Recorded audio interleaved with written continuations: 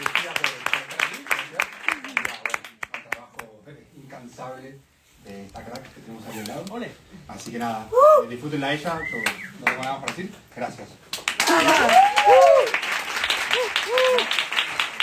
Muchas gracias. Muchas gracias. Gracias a la editorial Siglo XXI porque os tengo que decir que no fue la primera editorial a la que yo me dirigí para publicar este libro. Fui a otras editoriales, supuestamente feministas, de las cuales recibí la respuesta de ¿y para qué sirve? Es una respuesta, como cualquier otra, por cierto. Y la implicación es tremenda. Si veis el libro, este libro es un libro que además es un homenaje. Es un libro de tapa dura, es un libro precioso, es un libro cuidadísimo, es un libro que es un homenaje a todas las mujeres que han dado su testimonio, miles y miles y miles durante el último año y medio, para que creemos una nueva memoria colectiva de la violencia sexual y de la violencia machista en general.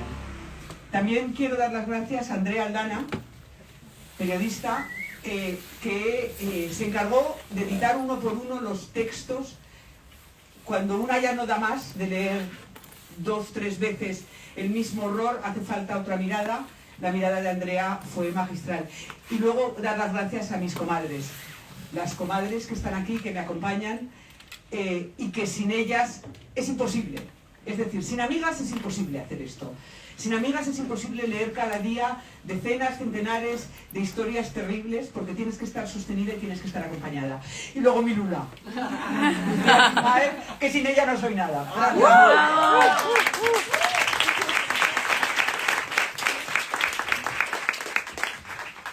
Bueno, yo tengo la difícil tarea de hacer como que yo voy a hablar un poco, porque ya sabemos que ahora Cristina.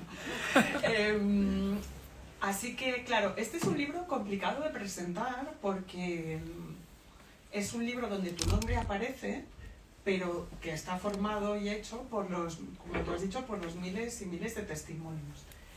Antes, pero aún así, sería muy fácil decir este es un libro colectivo, que lo es un libro en el cual han participado amigas queridas, como Andrea, como Nerea Barjola también. Un libro en el cual la editorial ha puesto todo su empeño y es verdad que ha salido, yo creo que es un libro precioso como objeto también y es una memoria de la violencia sexual, pero también hay que hacer hincapié en que este libro también lleva tu nombre porque todo tu trabajo, no solo periodístico como activista, sino también tu trabajo literario, ha estado centrado desde tu primera novela en la violencia sexual y en concreto también en la violencia sexual contra la infancia. Si hacemos un pequeño repaso, tenemos No acaba la noche, donde hay una novela muy recomendable que para leer. Tenemos donde hay si alguien la encuentra, donde hay una violencia, una vehemente vocación de contar un tipo de Barcelona, un tipo de sociedad y la violencia que se ejerce contra la infancia. Tenemos Las niñas perdidas, que como dice un conocido escritor, no están perdidas, están muertas.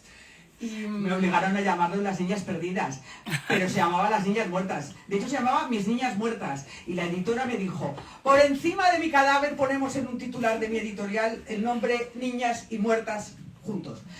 Eran Mis niñas muertas y como volverá a salir por mis ovarios, volverá a ser Mis niñas muertas. ¡Vamos! ¡Vamos! Aquí, así murió el poeta Guadalupe, donde se habla de la violencia política y social contra cualquier tipo de minoría LGTBIQ+. Tenemos Últimos días en el Puerto del Este, donde hay además un anuncio.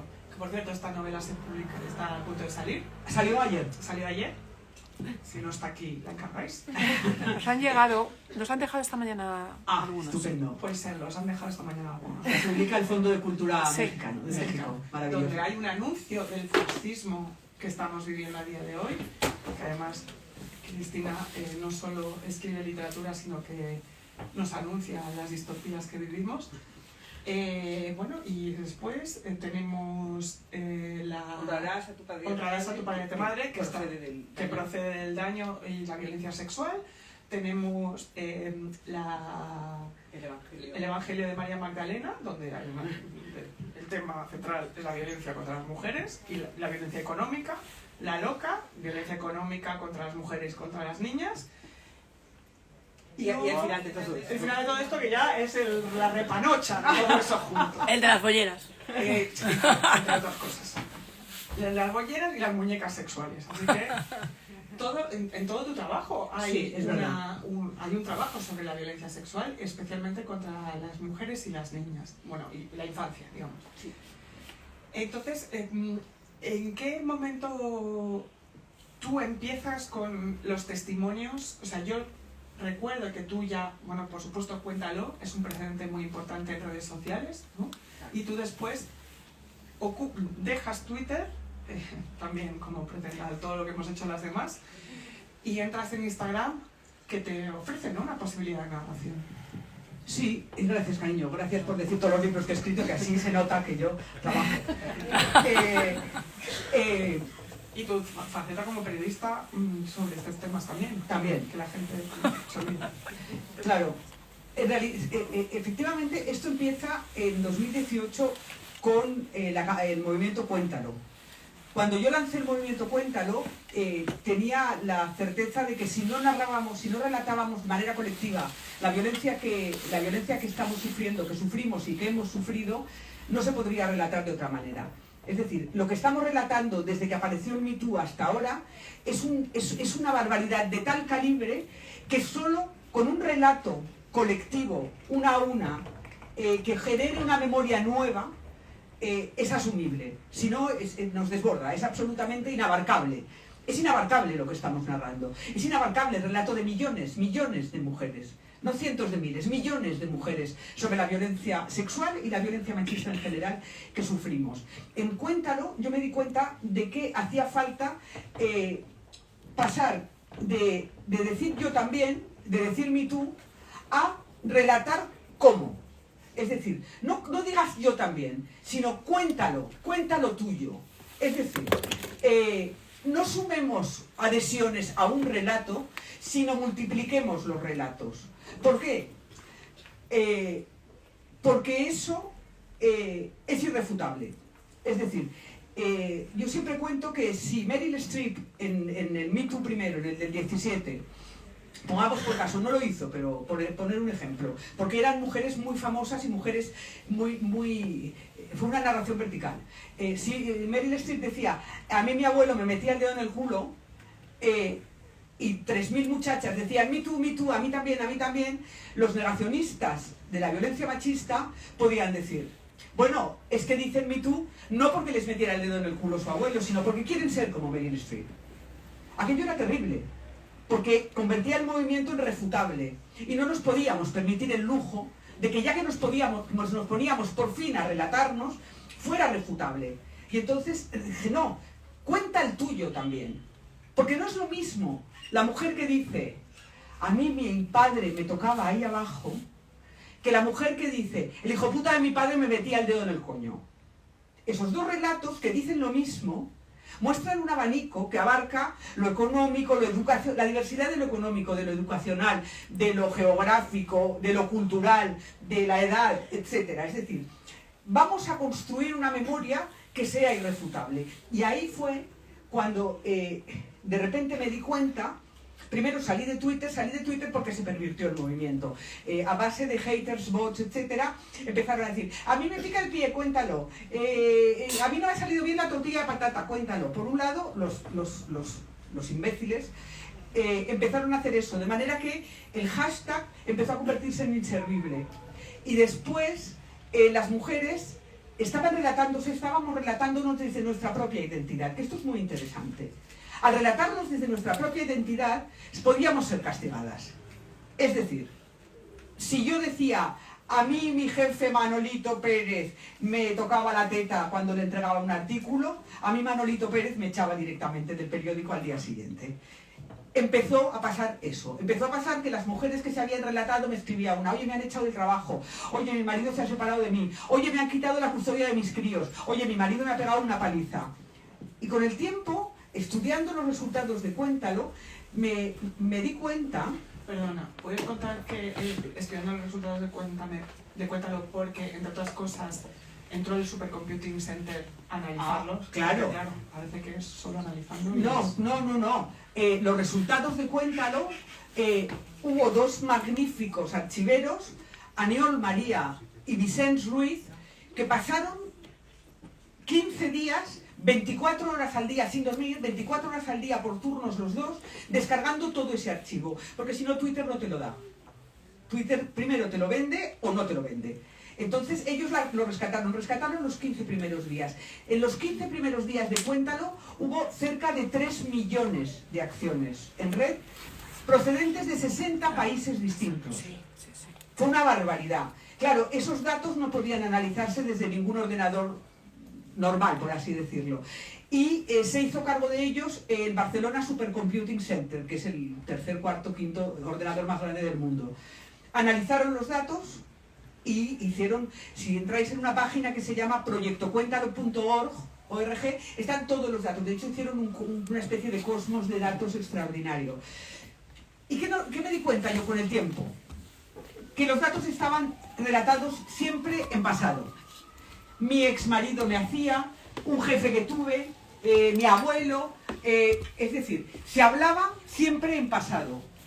Y claro, evidentemente, hablabas en pasado porque si lo hacías desde tu cuenta y decías, mi marido me pega, llegabas a casa y tu marido te mataba. Mi jefe me acosa, llegabas al curro y te habían dejado sin curro. Y de repente pensé, no. O sea, estamos exigiendo a las mujeres, estamos exigiéndonos a nosotras mismas poner el cuerpo y la identidad a la hora de asumir un relato que no existe. Estamos creando un relato a la vez que ponemos el cuerpo. Hay algo que chirría en esto. Tenemos que poder relatarnos en anónimo, tenemos que poder relatarnos sin correr riesgos. Y ahí fue cuando yo pensé, vale, tiene que ser así, asá, asá, asá. Y entonces me senté a esperar que pasara algo que me diera pie. Cuéntalo salió el mismo día que salió la primera sentencia de la manada de San Fermines. Porque con ese impulso de la calle me subí a ese caballo. Pero hacía falta subirse a otra ola. Y tardó casi 2 años. Desde todo esto que os estoy diciendo que pensé, hasta que Luis Rubiales compareció para decir falsas víctimas, pasaron casi 2 años. Pero compareció. O sea, Luis Rubiales agredió a Jenny Hermoso, que a nadie le quepa duda que eso era una agresión, es una agresión, agredió a Jenny Hermoso, eso calentó los ánimos y sin embargo faltaba un argumento que nos lo dio Rubiales cuando compareció. Porque Rubiales nos ha hecho muchos favores, pichonas. No es este. No es abrir la boca. Uno es abrir la boca. Uno es abrirla. Mira, el primero fue cerrarla y el segundo abrirla. Este tío está mal. Cristina, solo una cosa. Lo de Rubiales en la propia es que la Federación Española de Fútbol No se te ya oye, no se te oye. Que no es que él lo dijese que fuera verdad o mentira, que lo ponía ya en la Federación Española de Fútbol. No, pero espera. En su relato, cuando salió frente a los compromisarios, o como sea que se llaman esos señores que le reían las gracias, no solo dijo, hay malas y buenas feministas, hay falsas feministas, sino que dijo una cosa que dije, pichón la has cagado. Pichón la has cagado porque aquí la has cagado. Dijo, hay falsas víctimas. Yo hasta ese momento no había oído la idea de falsa víctima. Y de repente pensé, la has cagado, porque todas somos víctimas. Y no solo las feminazis como yo nos vamos a sentir interpeladas. Aquí mi madre también, y mi hermana, y mi vecina que es del Opus, y la otra que es de derechas, y la otra que es católica, porque nosotros nos han tocado el culo. Y tú no nos llamas falsas víctimas. Y efectivamente, de repente dije, compañeras, contádmelo, que yo lo voy a poner en anónimo. No son anónimos, ¿eh? Se dice, no, es que Cristina recibe anónimos, es que los anónimos no valen. Denuncias anónimas, que no son ni no son ni denuncias ni anónimas. Son testimonios y no son anónimos. Claro que sé yo quién me los manda, nos ha jodido Mayo Bras Flores. Yo sé cada una de quienes me los manda y también sé a quién denuncian, en la mayoría de los casos. Lo que son es confidenciales. Lo que hago es preservar el nombre de las mujeres. ¿Para qué?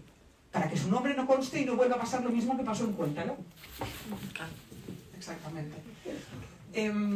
Una de las cosas que a mí me parece que... Bueno, hay dos cosas que forman parte de la trayectoria que tú llevas y que cristaliza de alguna manera en todo el movimiento y también en el libro es, uno, los testimonios. Los testimonios funcionan siempre por acumulación, que tú siempre lo dices, es decir, uno es refutable, 25.000 no. Claro. Y otro que me parece muy interesante, que después de todo lo que hemos hablado, supercomputing, Twitter, Instagram, lo que va a perdurar es el papel, porque Meta es dueño, ¿no?, de las plataformas. Ojalá tengamos plataformas, hay que intentar preservar lo poco que queda libre de internet, ¿no? Con las compañeras que luchan por ello y para ello, pero de todos los formatos posibles, el realmente universal es el libro, ¿no? Total. De hecho, yo pensé en publicar un libro, en hacer un libro, cuando me cerraron por primera vez la cuenta de Instagram. Acabarán cerrándomela, ¿eh? Y no creo que falte mucho. Acabarán cerrándomela definitivamente y no podré apelar como apelé en su momento. Pero cuando me la cerraron por primera vez, yo me di cuenta de lo efímero y de lo vulnerable que era todo. Yo me iba descargando, y yo me voy descargando, tengo todo descargado, hasta el último mensaje. Todos los mensajes están descargados. Y también de forma anónima. Porque no es una acumulación de datos, porque no es una acumulación de identidades, porque no debe serlo. Más allá de que la ley de protección de datos me metería un puro de aquí, de no te menes. Pero no lo es. En cualquier caso, de repente me di cuenta de que no servía de nada que yo los tuviera en mi ordenador descargados. Que esa idea mía de preservar los relatos, por mucho que los preservara, ¿de qué me servía tenerlos yo en un ordenador en casa? Sobre todo cuando te lo puede intervenir cualquiera. Además. Entonces pensé, compañera, un libro, el formato universal, el archivo universal. Todavía no hemos llegado a quemar libros, que también llegaremos, pero en cualquier caso nos los aprenderemos de memoria, compañera, nos los aprenderemos de memoria, como en Fahrenheit. Pero en cualquier caso dije, claro, hagamos un libro. Y esto que parecía una idea maravillosa, y que con mis comadres preparamos, y que Siglo XXI llevó a cabo, le comentaba hoy a Lucía, que para mí se ha convertido en un castigo. Sí, pues eso. No, ya estás. No, que, a ver, iba a llevarte, pero que tú dices, el anonimato público, ¿no? Digamos, el hecho de que no salgan los nombres y salgan solo las historias, protege a estas mujeres. Pero a ti te ha puesto en una situación de enorme violencia. Ya la sufrías antes, lo hemos vivido los que te conocemos, pero a partir, yo creo que además en septiembre con el tema de Rejón, eso se dispara con los testimonios tuyos. A lo bestia. Y quiero que cuentes también un poco qué pasa en tu día a día con eso. Bueno, lo primero es, fijaos, yo me he levantado esta mañana en Zaragoza, nada menos, y venía hacia aquí, y de repente me he dado cuenta que empezaba a tener un ataque de ansiedad. Ese momentito de ¿tomo diazepam o no tomo diazepam? ¿Sí o no? No, venga, vamos allá. Y empiezo a analizar por qué. ¿Es Madrid? No, es Madrid porque no voy a la tele la dejé, ya no me da ansiedad la tele. Es el libro. He recibido tal castigo, tan brutal por hacer este libro, y tan constante, que tengo asociada al libro la sensación de ansiedad y dolor. Es decir, en cuanto salió el caso Rejón, una parte de la sociedad, y sobre todo una parte de la izquierda, que es la que a mí me duele, y una parte también del feminismo, que también es la que a mí me duele, empezaron a elaborar un relato contra mí, que en realidad era un relato contra todas, pero como no tienen los nombres, que esa es otra, como no tienen los nombres, ¿de qué nombre tenemos? El de las Fallarás. Y de repente que si es un linchamiento, que si esto es ilegal, que si las mujeres, que si tú no tienes derecho, que si te estás lucrando con el sufrimiento de las mujeres. Este libro, en la página de los créditos lo pone, todo lo que salga por derechos de autoría de este libro lo gestionará una asociación sin ánimo de lucro que se compromete por contrato con la editorial, no con tonterías, porque yo ya sabía lo que se me iba a venir encima, se compromete a destinarnos todos y cada uno, hasta el último euro, que no vienen muchos euros por libro, no os hagáis ilusiones, pichonas, todos a dar voz a las mujeres y seguir mostrándonos estos testimonios en diversos formatos, ¿vale? Bueno, yo me llegué a oír que había ganado 100.000 euros, que lo que era un ánimo de lucro, siguen diciendo lo mismo.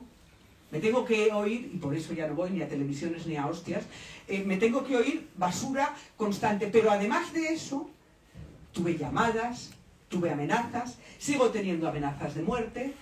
Es decir, de repente fue salir el caso Errejón y salir el libro, y una parte de la estructura, de la intelectualidad de la izquierda y de la intelectualidad del feminismo, decidir que no era válido el formato, o sea, que no es válido que las mujeres nos relatemos manteniendo el anonimato, es decir, la confidencialidad sobre nuestra identidad. Perdóneme, ¿dónde quedarían las investigaciones de las universidades? ¿Qué pasa? ¿El CIS va a dar los datos de cada una de las que decimos nos pica el chichi? Y dos, que no era válido usar las redes. Lo cual, por cierto, invalidaba toda la idea del Me Too, que es una de las grandes revoluciones. Bueno, me he tenido que oír todo eso, pero es que me lo he tenido que oír en todos los foros y en cada lugar al que he ido. De manera que me he ido retirando del espacio público con el consiguiente perjuicio económico que eso supone, ¿eh? Pero este libro es un libro que ha recibido un castigo constante, un castigo durísimo, y muy pocos apoyos por parte de lo institucional. Muy pocos apoyos o ninguno. Ninguno, hija. A ver, lo digo yo. Escúchame, vamos a hablar un poco de, pues ahora que tenemos el formato, cómo se realizó, de dónde venimos y qué es lo... A mí una de las cosas que me sorprende en los testimonios, tanto en el libro como en lo que veo en tu perfil, es que es una destrucción de la familia. Total. De la idea de la familia por completo. O sea, no sé qué porcentaje manejáis de testimonios familiares, pero se rompe esta idea de que la violencia sexual es un desconocido en la calle que va a un portal. Son los hermanos, los primos, los padres, los abuelos, los tíos, en la infancia, en la adolescencia.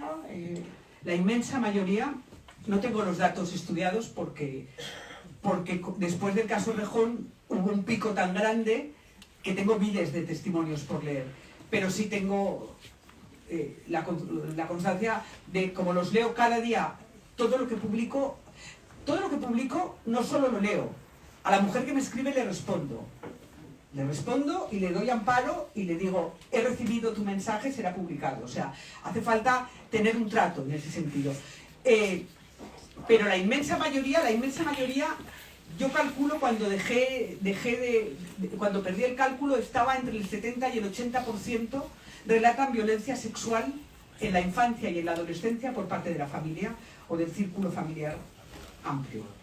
Entre el 70 y el 80%. Es brutal, porque en el caso de Cuéntalo, donde las mujeres sí poníamos el nombre, el porcentaje era el mismo que maneja el CIS. Estaba entre el 20 y muchos % y el 30. Eso es el volumen, el porcentaje que maneja la institución, el ministerio. ¿Vale? El 20 y pico %, el 30% de violencia sexual de las mujeres dice que la sufren en la infancia. Vale. De repente, quitas el nombre de la mujer y sube al 70 o al 80%. Planteémonos con qué datos estamos trabajando como sociedad. Planteémonos qué significa esto. Y después planteémonos que no es cierto que las mujeres callemos la violencia que perpetran contra nosotras el padre, el abuelo, el hermano, el tío, el primo o todos a la vez, porque pobres los queremos mucho. Sino que hay un relato, y yo lo recibo a diario, de mujeres que lo que hacen al narrar en anónimo es proteger a su entorno. Es decir, esas mujeres están protegiendo a esas mujeres. Yo siempre digo, si yo digo que mi abuelo me tocaba el coño, o que mi abuelo me violaba, convierto a mi madre en la hija de un violador, a mi hermana en la nieta de un violador, a mi abuela en la esposa de un violador. Y yo jamás haría eso. Jamás haría eso, primero por una cuestión de feminismo básico, y segundo por un respeto que a mí yo no sé en qué momento vital están ellas, si son capaces de asumir eso como para que yo lo haga público. Bien, eso pasaba con Cuéntalo, eso pasa cuando usas tu propia identidad y tu propio nombre para relatarte. De repente, el hecho de quitar la identidad, ostras, empezaron a salir abuelos a cascoporro. Yo pensaba, ¿qué con los abuelos, tía? Os digo una cosa, madre mía con los abuelos. Y luego empezaban a salir los relatos en cadena, las grandes genealogías. Es decir, mi abuelo me tocaba, cuando se lo dije a mi madre, me dijo que a ella también la tocaba su padre, pero que ya la tocaba su abuelo porque a su madre la tocaba su padre. Y de repente ves como en la familia, a la que una le dice a su madre tal, la madre dice, no, es que esto viene de... Y entonces, efectivamente, hay un cuestionamiento. Yo creo que de hecho, una de las, no solo esta, pero una de las... de los shocks en los que ha dejado este ejercicio a la sociedad macho, cosa que no pasó con Cuéntalo y no pasó con Me Too. Cuéntalo y Me Too nos transformaron a nosotras, a las mujeres, pero los tíos siguieron igual, impertérritos, oye, como si no hubiera pasado nada. A mí me desesperaba eso. Vale, ahora no ha pasado eso. Hostia, ahora sí han respondido, como hidras han respondido. Si pudieran nos cortarían la cabeza, al menos a mí, que soy la que pone el nombre. Bueno, ¿qué pasa? ¿Qué pasa? Que de repente no pueden castigarnos. Es decir, si tú no pones tu nombre, no pueden ir contra ti. Si tú no pones tu nombre, no pueden ir contra ti. Y hay una cosa que dice siempre Ligmaer, que es, colegas, que sepáis que entre nosotras hablamos. No pueden soportarlo. No pueden soportarlo, porque ellos tenían sus boys club. Ellos tenían sus clubes de muchachos, los clubes de hombres, los Brits. Se juntaban en los despachos, se iban de putas, cerraban sus negocios. Ellos sabían lo suyo. Esos chats de 70.000 tíos compartiendo fotos de sus hijas y sus mujeres desnudas no son nuevos. No es otra cosa más que un nuevo boys club. Es un nuevo modelo de club de hombres, de muchachos. El palco del Bernabéu.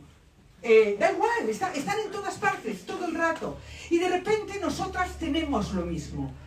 Muchachos, tenemos un secretito. Pero sin violar. Pero sin nada. Pero claro, nosotras, ¿a qué nos dedicamos? A proteger a las demás en lugar de a violar al resto. Sí, sí. Pero no pueden soportarlo, porque es que creen que somos tontas y que además somos niñas. Es decir, como nos han tratado infantilizándonos desde toda la historia de la humanidad, ellos no han hecho leyes contra nosotras. Yo siempre lo pensé cuando vi la ley que prohíbe a las afganas hablar entre ellas. Es el sueño húmedo de cualquier tío. ¿Sabes? Pero como no lo pueden convertir en ley, lo convierten en pacto de silencio. Y hay una ley no escrita que nos obliga al pacto de silencio. Y como somos niñas, si lo rompemos, se nos castiga. Ese castigo, que no puede venir por ley, porque como haríamos una ley para que no habléis entre vosotras, ¿verdad? Sin embargo, hay un pacto no escrito que nos obliga. Y si no, se nos castiga. Y eso es lo que estamos viviendo. Y cuando no aparecen las identidades, se suben por las paredes, porque no tienen a quien castigar. Esta es la base. Y además, te quería preguntar, porque claro, los testimonios que funcionan por goteo, ¿no? Hay algo que yo te quería preguntar porque no lo hemos hablado nosotras. El caso Pelicot, que la figura de ella quedará para la historia sin duda, de ella como con su templanza ante todo, también espectaculariza la idea de la violencia y la saca de la norma, ¿no? Precisamente yo creo que porque son tantos, digamos, son tantos hombres contra una mujer que parece que sea, ¿no?, el monstruo de las tetes, ¿no? Sí, La sí. cosa esta de la cosa rara. Cuando ha salido otro caso en Alemania, ya nadie le ha hecho caso. O sea, hay como un acostumbramiento Absoluto. a la, ¿no?, a la narración del suceso Sí. y tampoco al cúmulo de horrores que es un libro como este, ¿no? No leen los testimonios. Una de las cosas que más me sorprendió, salieron 3 o 4 artículos contra mí en El País, a ver, cuando salen en La Razón o en OK Diario me preocupa menos, pero bueno, me preocupé en contestar y en decir qué pasa. O en otros medios de izquierdas, en varios, o considerados de izquierdas. Ninguno de ellos, ninguna de las personas que había escrito esos artículos había leído ni uno solo de los testimonios. Ninguno se había interesado por el dolor de las mujeres. Ninguna de esas personas, el método, estaban criticando el not all men, estaban reivindicando el not all men, estaban sintiéndose ofendidos, linchados, necesitados de protección. Ay, las amigas de los muchachos iban a apoyarlos, pobrecitos, porque están siendo linchados. ¡Pobre Rejón! ¿Te has leído algún testimonio? No, porque yo no participo de eso. ¿Cómo te atreves? O sea, ¿cómo te atreves? ¿Cómo te atreves a criticar una memoria colectiva de la violencia? Yo cuento en el prólogo, porque yo he realizado ese ejercicio y muchas de las que estáis aquí también, que os he visto la cara. Ese ejercicio de sentarme al ordenador, escribir la violación que sufrí, una de ellas, porque he sufrido varias, y enviarla. Esa mujer que a mí me envía eso, primero, tiene que recordarlo. Recordar una violación es algo que una no quiere hacer. Para algo la olvidamos. Para algo existe la disociación y el paso del tiempo. Vale, tienes que recordarla. Recordar son imágenes y sensaciones, vale. Después tienes que ponerla en palabras. Al coño le tienes que llamar coño, o vulva, o ahí abajo, al pene polla, o eso, al culo, como te dé la gana. Tienes que ponerlo en palabras. Una vez puesto en palabras, te sientas a una máquina y lo escribes. Y ahí yo me imagino a las mujeres que me escriben y no puedo quitarme esa imagen de la cabeza con las manos temblándoles en el teclado, porque es brutal lo que me cuentan. Y una vez escrito, y escribir es un acto brutal, es decir, el paso de la conciencia a la escritura, al registro, es brutal. Es un paso en el que la mente cambia y la percepción de aquello que has vivido cambia. Y tú misma cambias. Después de hacer eso, le da el enter y se lo manda a una tía que no conoce de nada, que soy yo. Que por mucha confianza que tenga en mí, no me conoce de nada. Y luego lo ve publicado y permite que un montón de mujeres lo comenten. Ese acto es de una valentía política. Y sin el componente político es incomprensible. No es un acto de ¡ay, mi coñito pequeño! No, es un acto político revolucionario.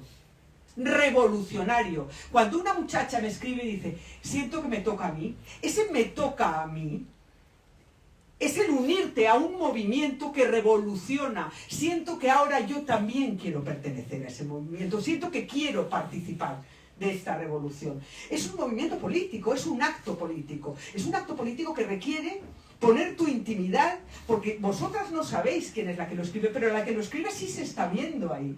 Y pone su intimidad en público, abiertamente. Su vulva cuando tenía 11 años, cuando tenía 3, el pene de su abuelo, su hermano, sus primos, la piscina en verano, cosas atroces. Bueno, que esos desgraciados hayan tenido el valor de criticar este trabajo sin haber prestado atención a esas mujeres, los convierte en efectivamente lo que acabo de decir, unos desgraciados.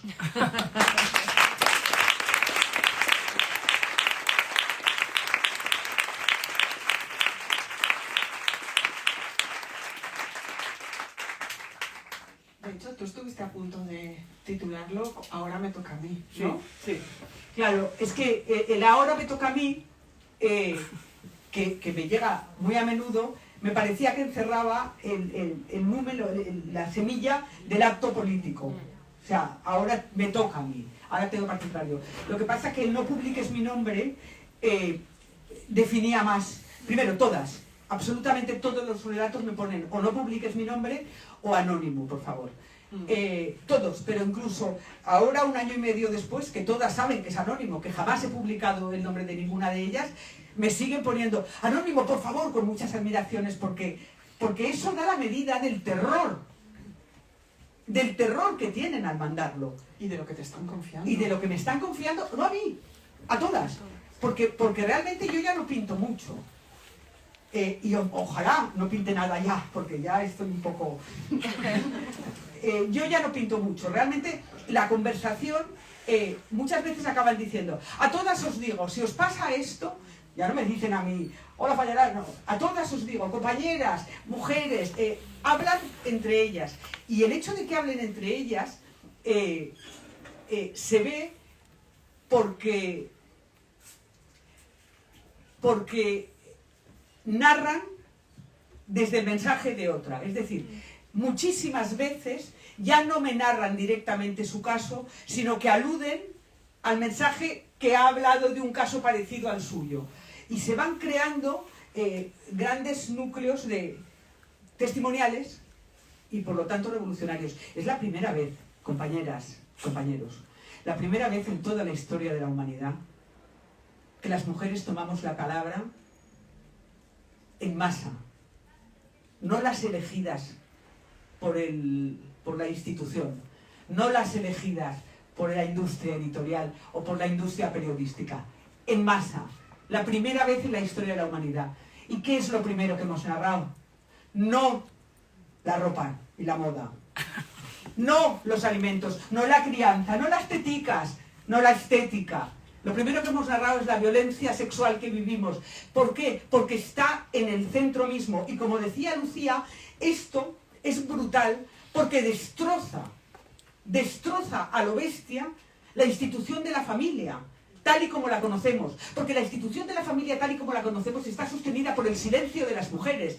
Pensábamos que estaba sostenida por el trabajo de las mujeres. Vale, no solo por el trabajo de las mujeres, no solo por poner el lomo cada día. Está sostenida por nuestro silencio, y sin nuestro silencio, la institución familiar se dinamita.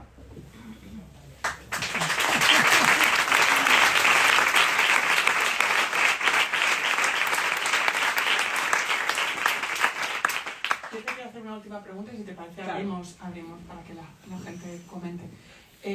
Yo al leer los testimonios y tal, le he preguntado a hombres, que a veces tiene hombres cerca, y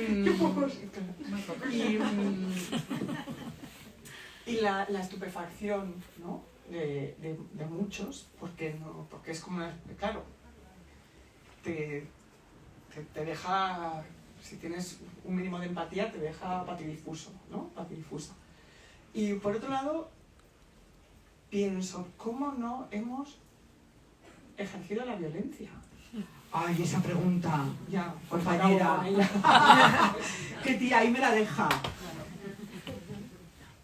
¿Por qué seguimos Todavía. denostando la venganza? Que es otra pregunta. ¿Por qué no ejercemos la violencia? Pues yo creo que, querida Lula, Raquel ha dicho por miedo. yo creo que esto es una forma de venganza. Creo que es una forma de violencia. Creo que lo que estamos haciendo, Errejón lo sabe, es una forma de violencia. No de su violencia, porque no es una violencia para dañar, es una violencia para sanar, pero es violento. Es decir, hay un acto violento cuando señalan a Errejón, cuando señalan a Carlos Bermúdez, cuando señalan a Manolito de los Palotes o cuando señalan a Feinstein. Hay un acto que es violento y que violenta. Es decir, empecemos a pensar qué es la violencia, porque quizás tenemos reglada y en nuestro imaginario la violencia hemos asumido la suya. Los puñetazos, el daño, la violación, el señalamiento, mira la zorrada Fallarás, en este vídeo estaba borracha. Igual para ellos esa es la violencia. Igual nuestra manera de violentar es otra. Y yo doy muchas vueltas a por qué, es decir, por qué hay algunas cosas de las que han pasado en el último año y medio que me han dado tanta alegría. que me han dado tanta alegría. Y otras que van a pasar que me van a dar más alegría todavía. Más alegría. Claro, es que por mis manos pasan muchos nombres pichonas. Y ver cómo mujeres, os digo una cosa, mujeres que eran 8, 10, 12, señalando al mismo tío, un presentador de televisión, un director de cine, un productor cinematográfico, un cómico simpatiquísimo, un editor, un escritor muy de izquierdas, ver cómo estaban juntas y el tipo, en un acto de clase y económico brutal, contrata un bufete de abogados que las amedrenta y las amenaza a base de burofaxes, que yo estoy de los burofaxes hasta el coño, estoy así hablando claro, porque me llegan. Usted está señalando a mi representado, Manolito Guachifley. Dígame usted dónde. En este y en este y en este. Digo, pues si no pone nombre, ¿será que Guachifley se ha reconocido? Claro. ¿Será que Guachifley dice, donde pone mago soy yo? Claro. Y ahí nos viene el burofax de uno que tiene mucha pasta. Y allí nos viene el burofax de uno que vive en Los Ángeles. Y el burofax de uno que está en no sé dónde. Y de repente te amedrentan y te dicen, estos son 250.000 euros. Me lo dicen a mí y me importa un carajo, francamente. Porque yo sé que no lo harán. Pero se lo dicen a 10 muchachas que han hecho el gran esfuerzo de recuperar la violación que sufrieron, de contárselo entre ellas, de ahorrar dinero, conseguir dinero para ir a una abogada, hablar con una abogada, que no son baratas, y de repente les llega el burofax de turno, y ahí yo sí pienso en la violencia macho.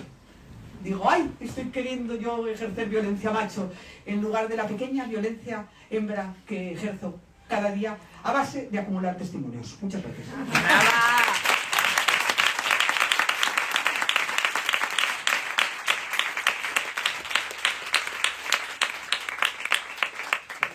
Abrimos el turno para quien quiera preguntar, comentar. Mejor si preguntan que un comentario. A mí es aceptar el comentario. Venga. Que si no sigo hablando, ¿eh? Venga, ¿qué queremos? Allá. Espera, aquí. Es que están las de la cueva, que están allá. Están las de la caverna. Si estamos aquí en la caverna, mi pregunta es en línea con... llega Errejón y de repente tu muro lo empieza a conocer todo el mundo, pero tú llevabas haciendo este trabajo muchísimo más tiempo. Y ya había otras víctimas que se conectaban entre ellas, ¿no? Que de repente, y no solamente con gente famosa, ¿no? Sino de monitor de voleibol del instituto no sé qué, entraba una de... sé quién es fulanito de tal, a mí también me lo hizo. Entonces me gustaría que hablaras también un poco de eso, que hay muchísimos más nombres más allá de eso y cómo se conectan a redes de mujeres, de encontrar un poco al que nos violenta de manera cotidiana también. Gracias. Gracias. Estás sembrada hoy, estás estupenda, te queremos. Es Cinia, es comadre, me quiere. Claro, con Errejón hubo un salto cualitativo. Para empezar, pasé de tener 50.000 seguidoras a 250.000. Pero sobre todo pasé, ahora vais a alucinar, porque yo cada vez que lo pienso alucino, a tener 50 millones de visitas. Mi página tiene 50 millones de visitas. Que no es mi página, porque yo no cuento cosas porque dices, mira, es que soy una cómica muy graciosa y me quieren ver todo el mundo. No, esas 50 millones de visitas están entrando a diario en mi página para leer los testimonios de las mujeres. 50 millones de visitas no son de España solo. Es decir, empieza a llegarme gente de México, Colombia, Ecuador, Chile. Es una barbaridad. Pero claro, ahí hubo una perversión. Que duró un tiempo solo, ¿eh? Se pasó. Es decir, todo funciona por acumulación. Yo, pocas amigas mías quedaron sin decirme, Cristinita, yo cuando acabó el verano pasado, ya llevaba un año haciendo esto, y mis amigas empezaban a decirme, tú no, cariño, ya lo sabes. Mis amigas empezaban a decirme, bueno, fallarás, un poco como con cuidado, ya valdrá, ¿no? Ya, esta locurita ya valdrá. Igual se le ha ido la olla, igual ha entrado en bucle y no la paramos nunca. ¿vas a parar algún día? O sea, había ahí una preocupación genuina sobre mi salud mental. Pero yo sabía que iba a dar sus frutos. Primero que ya estaba dando sus frutos. Que ya estaba dando sus frutos. Y sus frutos eran que de repente, efectivamente, salía un monitor de un colegio, da igual, un tío de un colegio de los jesuitas de Tudela, por mi caso que pasó de verdad, de los jesuitas de Tudela. Es que hay un profesor en los jesuitas de Tudela que hace tal, tal y tal, y todas lo saben. Yo lo subo y pongo @ los jesuitas de Tudela. Pero también pongo @ el Diario de Navarra. Por si le interesa algún otro periódico también. Y a la orden en general, a los jesuitas grandes. Y entonces, al cabo de un día, alguien me escribe y me dice, ¿me puedes poner en contacto con esa persona? Porque yo estudié en los jesuitas de Tudela y tengo también un relato que contar. Y entonces a mí me pasa una cosa, que como a esa persona la he anonimizado, yo a esa persona no la encuentro ya. Y tiene que ser así. Y si no fuera así, yo no podría trabajar. Y entonces le digo, no, pero escríbele en los comentarios. Si veo que el comentario no es atendido, lo recorto y lo subo a Stories. Y con @ los jesuitas de Tudela. Entonces, vale, de repente, esas personas, a base de unirse en los comentarios, crean grandes comunidades donde han echado a profesores de instituto, han echado, bueno, a todo tipo de hombres, a entrenadores de fútbol, a entrenadores de voleibol, a entrenadores de baloncesto, a médicos de hospitales públicos, a masajistas. Claro, a un padre es difícil echarlo, ¿verdad? Y a un abuelo también. La cuestión funciona en los ámbitos profesionales. Y entonces llegó Errejón. Cuando yo publiqué el testimonio del cual salió Errejón escaldado, por ahora, escaldado, Sí. ya veremos, en ese testimonio no se citaba a Íñigo Errejón. De hecho, os confieso que yo no sabía que se refería a Íñigo Errejón. ¿Por qué? Porque había 3 políticos de los cuales me habían hablado que cumplían los mismos requisitos. Un político madrileño de izquierdas que me ha hecho de una forma violenta, Yo tenía 3, cada uno de un partido distinto. Esa mujer no me dijo que era Íñigo Errejón y yo no le pregunté. Publiqué eso.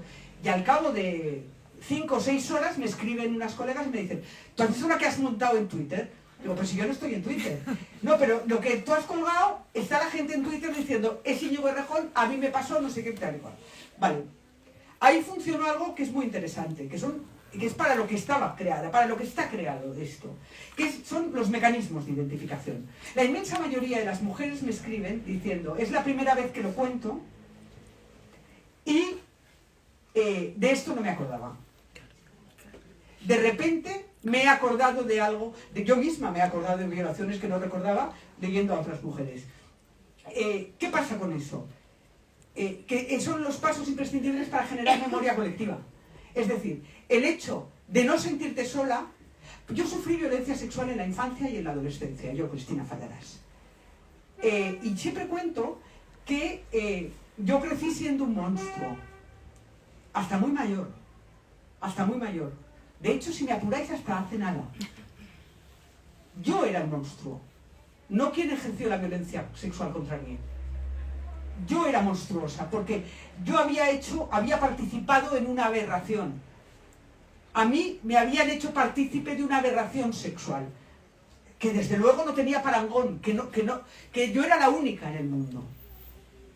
De repente, cuando empecé a recibir relatos de violencia sexual en la infancia por parte de familiares hombres,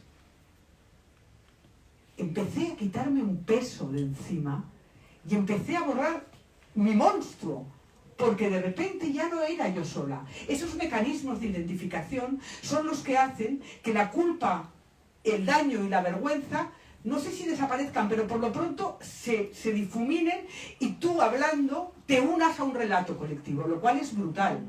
¿Qué pasa? Que cuando salió lo de Íñigo Errejón fue una cagada. La verdad es que al principio, a ver, es estupendo que más gente mire la página, porque así más gente lea a las mujeres, eso espero. Ahora os digo una cosa, casi solo me siguen mujeres, Bueno, pero ¿qué pasó? Que se convirtió como en un sitio donde todo el mundo podía dar su opinión, ¿vale? Y las mujeres ya llevaban un año largo entre ellas hablando. O sea, tía, no pasa nada, a mí me pasó lo mismo, oye, vete si estás en la región de Murcia, acude a tal sitio, oye, que la terapia no te va a servir en esto. O sea, un diálogo brutal dentro de los comentarios. Claro, de repente empezaron a escribirme diciendo, jo, Cristina, esto ya no es lo mismo. Porque llegaba uno, no exageres. Es decir, una de las ventajas que había es que ninguna mujer juzgaba a la otra, ninguna le quitaba importancia a un relato. No es menos importante la mujer que cuenta, en el cole nos levantaban las faldas en el recreo. ¿Y sabéis por qué no es menos importante? Porque esas muchachas salían al recreo, que era su lugar de ocio, con miedo y con vergüenza. Y esos chicos salían al recreo, que era su lugar de ocio, a violentarlas, de forma como sexual. ¿Qué pasa? Que pasan los años y en su lugar de ocio ellas siguen recibiendo y vuelven a recibir el mismo tipo de violencia y ellos siguen ejerciendo el mismo tipo de violencia. De manera que el hecho de que tu padre te violara y el hecho de que te levantaran las faldas en el cole forman parte de un mismo relato y ninguno es mayor o menor. Pero cuando pasó lo de Rejón empezó a entrar gente que no estaba acostumbrada a ese diálogo entre mujeres y de repente decían, bueno tía, a ver, que pase la siguiente violada que lo tuyo no vale nada. ¿Sabes? Lo cual fue brutal. Y a las mujeres empezaron a retirarse. Afortunadamente duró un mes, ¿eh? Duró lo que duró la noticieta y las teles y luego se echaron para atrás.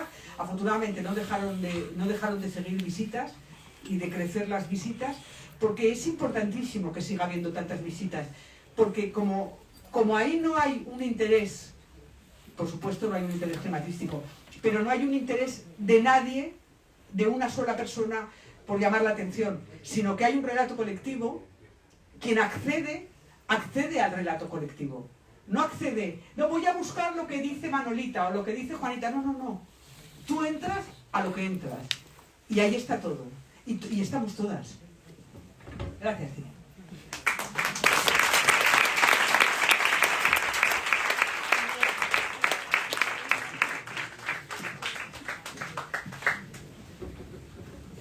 Hola chicas, muchísimas gracias por existir, porque es maravilloso. Y nada, mi pregunta me ha surgido a raíz de esto último que estabas comentando, que para ti ha sido muy sanador el hecho de ponerle nombre y de ver esos relatos parecidos a tu experiencia, pero por otro lado ha sido muy castigador todo el proceso. ¿Qué ha sido más sanador o castigador? Gracias. Ha sido castigador el libro. El libro y todo lo que pasó a raíz de Rejón. Lo que pasó a raíz de Rejón lo estudiaremos, ¿eh? Con el tiempo podremos estudiarlo. Cómo respondió la izquierda, cierta izquierda, y cómo respondió cierta parte del feminismo, tendremos que estudiarlo. Tendremos que estudiar el papel de Rejón, además, diciendo es una denuncia falsa. Es decir, esa manera de ponerse con la gente del infierno. O sea, ojo a los pasos que se han dado. El proceso de hacer esto para mí no me castiga. Si me castigara no lo haría. En el caso de Cuéntalo me pasó que me pilló desprevenida y entonces sí que ostras, ahí empecé terapia, algo en serio. Esto me ha cogido preparada, sabiendo lo que quería hacer y desde una idea del activismo político y feminista que me permite desdoblarme. Es decir, no ser... Es como los fotógrafos de guerra que te preguntas, ¿y cómo puedes fotografiar la guerra? Bueno, porque es mi trabajo. Y si no la fotografío, la guerra no existe. ¿Sabes? Y no te vas a permitir sufrir. Dentro de un tiempo descansas y te tomas efectivamente un tiempo. Porque hay una cosa que se llama trauma vicario, que es que el trauma que vas leyendo constantemente o que vas trabajando constantemente, bueno, te va generando un pozo que cada vez es un pozo que está más arriba.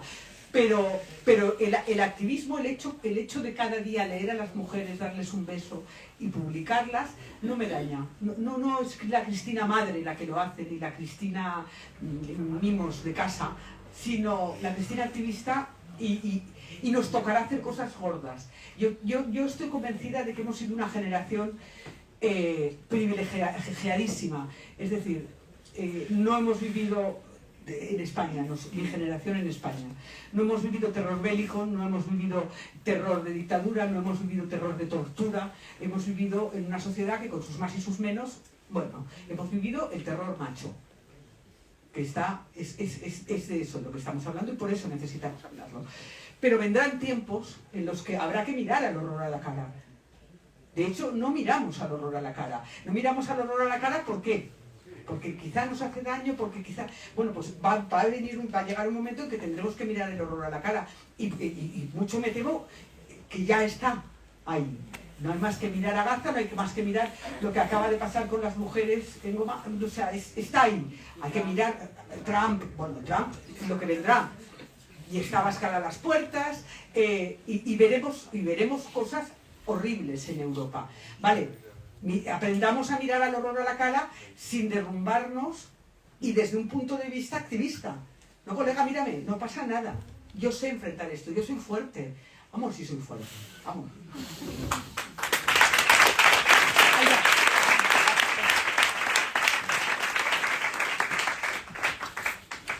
Uy, qué lejos. Bueno, cadena.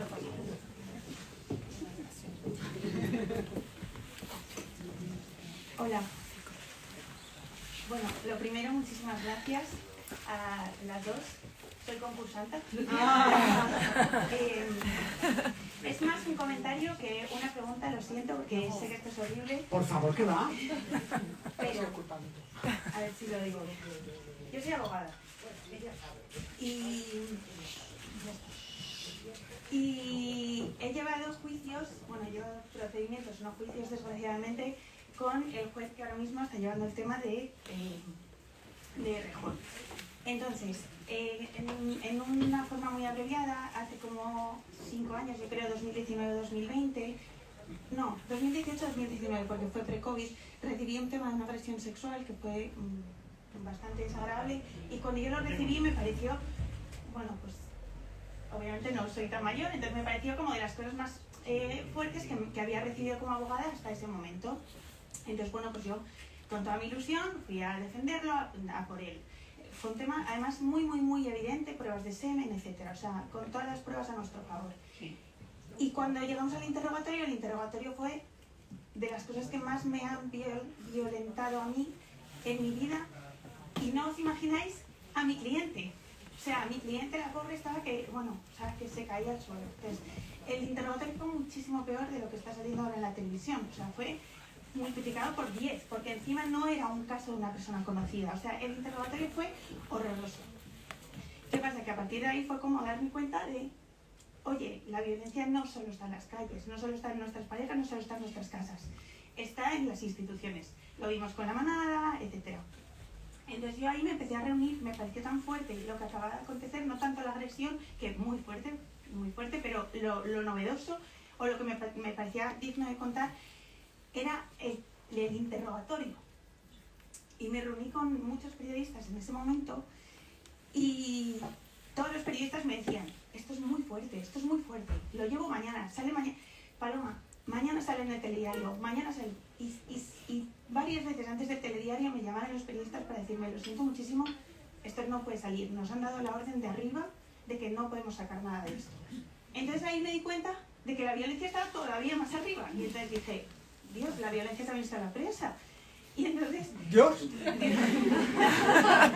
Claro, no, pero no es lo mismo que vivirlo en las carnes, porque era tan desagradable, y de hecho es que sigo teniendo ese vídeo, evidentemente no me pertenece, le pertenece a mi cliente, y si ella nunca lo quiere reabrir, nunca va a salir de mí.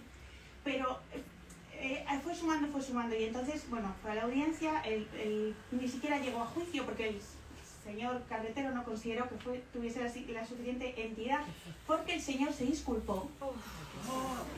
Se disculpó porque cambió de abogada, y la abogada nueva le recomendó disculparse porque a este señor juez le iba a parecer muy... Bueno, en fin, no es mi película, perdón. Solo quiero llegar al punto en el que simplemente pensé en algún momento que esto iba a quedar así, que hasta que este juez se jubilase nunca iba a pasar nada que le expusiera, porque él era mucho más poderoso, tiene mucha gente en su círculo cercano que, bueno, pues tiene mucho poder, porque eso lo sabemos todos los abogados, pero no lo sabe el resto. En fin, en conclusión, que cuando salió todo este tema de Rejón y salió en la prensa que había caído en el juzgado 47, yo me derrumbé.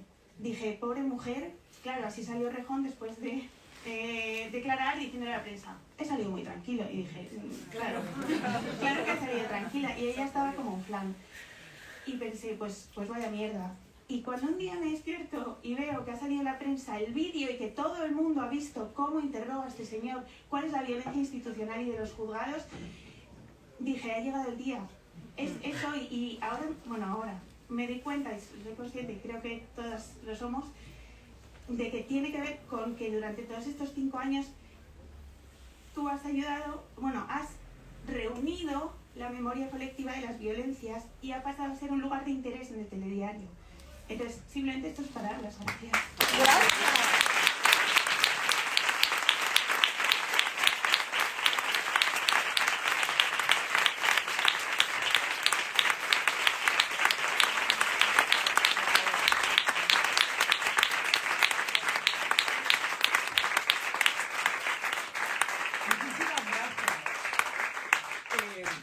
Muchísimas gracias. Somos todas. Es decir, yo soy una en el engranaje, de verdad somos todas. De repente, cuando yo digo que hay una acción política en todas y cada una de las mujeres que hablan, esa acción política es la que lleva a abrir los telediarios. Pero no nos hagamos muchas ilusiones, ¿eh? Es decir, esto durará lo que dure. Mira, aquí está la señora Vicky Rosell, jueza, que a mí lleva años diciéndome, el problema eje está en el Poder Judicial. Y yo, como periodista, le digo, el problema está en los medios de comunicación. Y es un toma y daca que tenemos, pero desde que nos conocemos. El problema está en los medios de comunicación y en el Poder Judicial. La cuestión es que el Poder Judicial sentencia. Y es brutal. Efectivamente. Pero te digo una cosa. Lo que ha habido es un cambio comunicacional. Un cambio comunicacional que nos ha permitido a todas, pero no solo a nosotras, mujeres violentadas, feministas, también a las republicanas y los republicanos, a los antiborbónicos, también a los que tienen personas queridas en las fosas comunes que pueblan el territorio español y lo convierten en un queso gruyère, también a las familias de los bebés robados y las bebés robadas, también a los críos y las crías violadas por la Iglesia Católica, también a quienes por fin sacaron a Franco de Cuelgamuros. ¿Por qué? Porque todo eso, durante 42 años de democracia, los medios de comunicación, o prensa libre, o independiente, o no se habían acordado de darnos ni un puñetero dato de este asunto, ni de que quedaron impunes los torturadores del franquismo y los torturadores y torturadoras de la transición, ni siquiera de que todavía están que todavía están en las fosas comunes sus asesinados y asesinadas. Todo eso, los medios de comunicación no se han ocupado de contárnoslo. Es más, no se ocuparon de contarnos que teníamos al dictador enterrado con honras de Estado, al cual se ponía flores frescas cada día durante 40 años a cargo del erario público. ¿Cómo se van a acordar de que a las mujeres nos rompen la costilla? ¿Me explico? Es decir, hay una brutal responsabilidad de los medios de comunicación a la hora de reflejar una realidad que era falsa. Cuando hablan de las fake news, hay algo mucho peor que la fake news, hay algo mucho peor que la mentira, que es el silencio. El opuesto de la verdad no es la mentira en comunicación. En comunicación, el opuesto de la verdad es el silencio. Porque la mentira es refutable, pero el silencio entierra cualquier discurso. Y el silencio es lo que han usado los medios de comunicación en este país en tantísimos casos. ¿Qué pasa? Que de repente aparecieron las redes sociales. Y de repente todas nos encontramos con un medio de comunicación de masas. Esa es la base, de masas, en el cual podíamos construir una comunicación en horizontal sin pedir permiso y sin necesidad de invertir capital. La no inversión de capital es la base para que las redes sociales se conviertan en un medio de comunicación de masas al servicio de aquellos que quedamos, de aquellas que quedamos, al margen de la prensa y de la comunicación institucional durante 42 años.